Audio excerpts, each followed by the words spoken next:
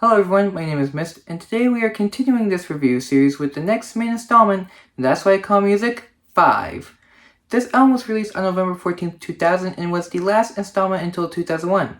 I feel like this is a solid collection of songs with a few great songs. However, there are some I just flat out don't like, and then there are those that are forgettable. Now without any further interruptions, let's get started with the group everyone should know about. Every little thing I do never seems enough for you. This song is the band's second most well-known single, and it's a really good one as well. This song was inspired by Joe Jackson's Steppin' Out and Rupert Holmes' Hymn for the bassline in Jackson's case, and the love triangle theme and title lyric in Holmes' case. The lyrics here are about a man attempting to persuade a woman to start a relationship with him as she is recovering from a previous breakup. This song came about when one of the writers whistles the eventual melody of the song, and they decided to include it in the track. To me, I really like the song, and it's not because of the memes. Even though the lyrics are distasteful, at least to me, I have always enjoyed the production and music more. Funk and R&B were used to inspire the song, and despite not liking those two genres, I still enjoy listening to this. But while we're on the topic of boy bands,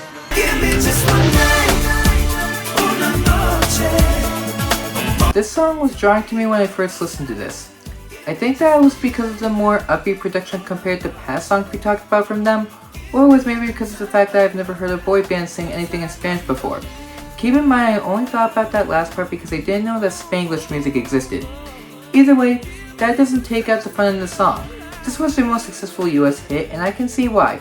Before moving on, I want to say that this album used the English version of the song, and because of that I didn't realize there was a Spanish version prior to making this review. Now if you are tired of boy bands, good news because we are moving on to a girl group.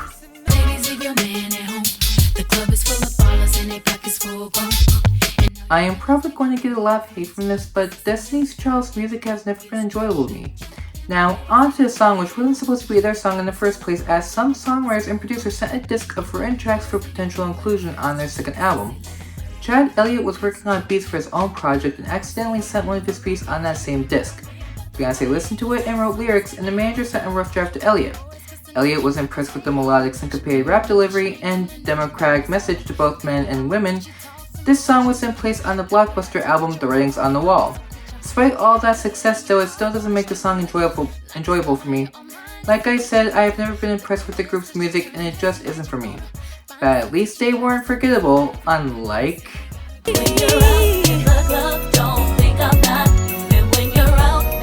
So despite knowing the stage name of this artist, I never realized that this was Candy Burris.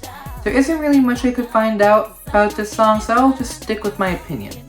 First, the Miami-based genre used for the song. I don't like this genre solely because of the sexually explicit lyrics of the genre. Was it like that for this song? Most likely no, but still pays a sour note for me when it comes to the genre. I had to re-listen to the song multiple times because I kept forgetting it. Because of that, I have grown to dislike the song, and like I said multiple times in this series, I hate R&B music. Now on to an artist a lot of people probably don't know about.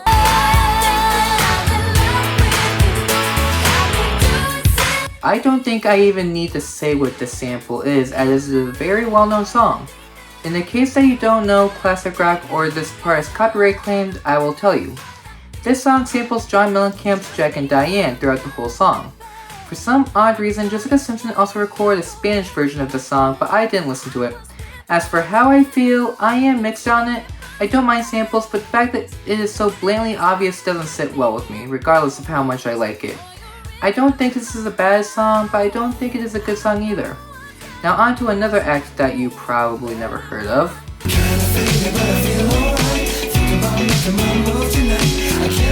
Despite this act being unknown by a lot of people today, this song is great.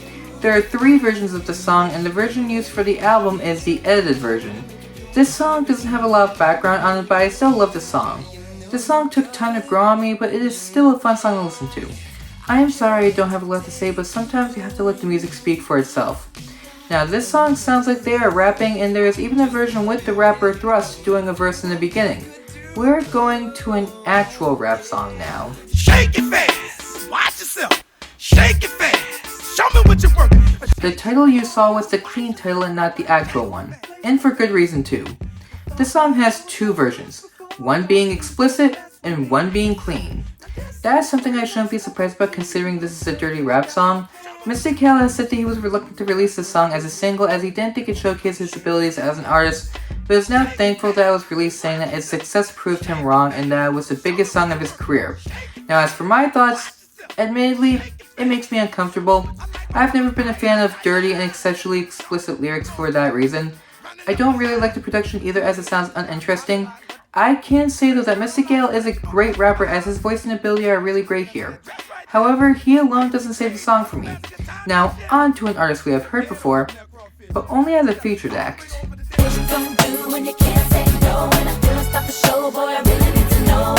The interesting thing about this song is that it was originally supposed to be a rap song.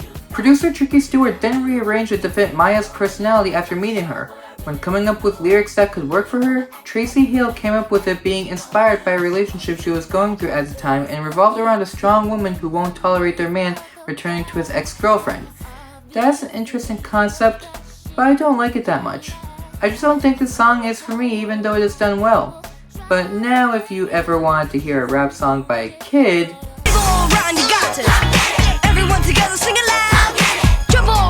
this song is literally a party song. I usually need to look up what the lyrics are about, but this time, I don't need to. The lyrics are about Aaron Carter throwing a party and then being caught at the end of the song. I don't know if kids still try to do this even though it's stupid, but this song is about that idea. I do think it's a well done song all things considered. The lyrics are childish, but considering this was when Carter was a preteen, I can look past that. Still not great, but still good for what it is. We'll be talking about his brother later, but first on to another teen idol.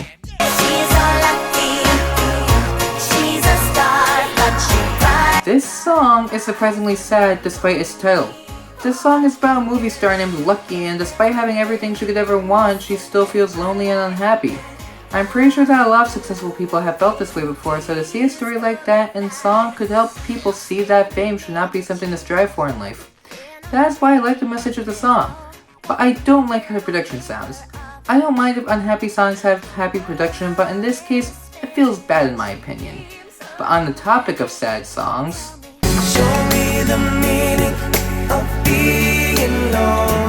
unlike the previous song, this is one of my favorite songs of all time. Yes, it's sad, but I do tend to like slow songs from time to time.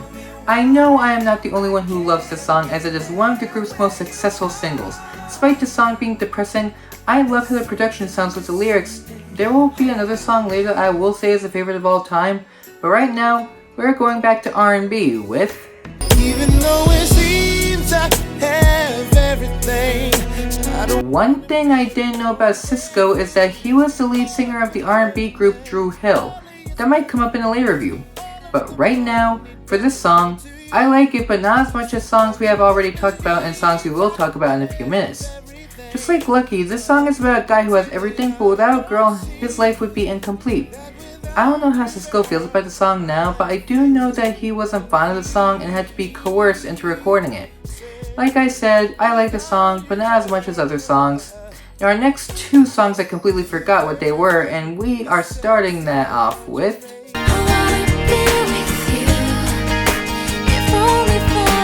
this song has two different versions of it.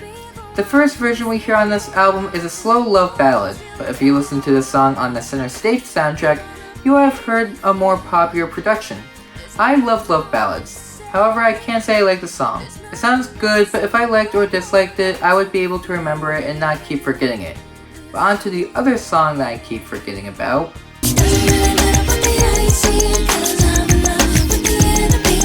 I am now starting to see how movie illiterate I am, as this is the theme song from Nutty Professor 2, The Clumps. This was supposed to be a love ballad, but was changed to an up-tempo love song due to the nature of the relationship in the film. During pre-production for this review, I found that I liked the song more than I originally thought. It is still forgettable, but I can now at least say this is a song I enjoy listening to. Now this review is going to be mostly positive for the songs. You'll find out why I said mostly later. But for right now, until you're back here, baby. Don't let the production fool you with this song, as this is actually a sad song. This song is about a guy and girl getting together, then the girl leaves and the guy feels like he can't live without her.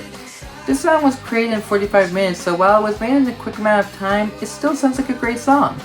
I love this song and it sucks that this song isn't talked about enough. I haven't listened to their other songs and they might have better songs in their discography. However, this is still a great song regardless. Now on to another band I see as a one-hit wonder. This is the story of a girl who cried a river and drowned the whole world. When looking at the background of this song, I started to feel bad for the group. The lead vocalist wrote this song for his wife, which was his girlfriend at the time.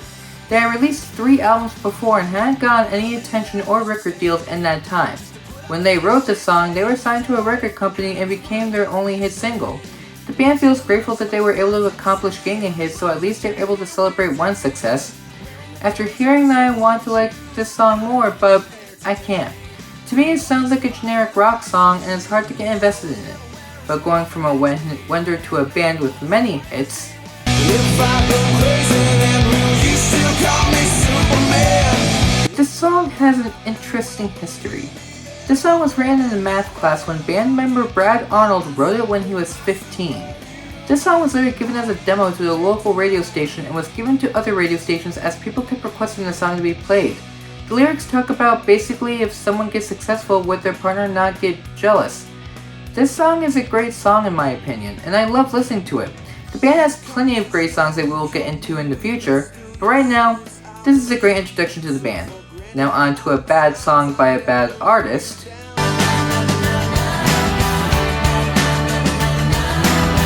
This song was the main reason why I started disliking the band's music. The song is about a child having to live through a parent's divorce and each verse is a different stage in the divorce. The song was written as the lead singer and their daughter were both children in a broken marriage, so it is a personal song for them. I don't like the song because of that, as my dislike is purely based on how it sounds. This song does not sound pleasant to listen to, and it sounds like other songs that they have made. I know the band has made better songs, but at this point I just haven't seen it yet. But now on to a band that everybody who might be watching this likes.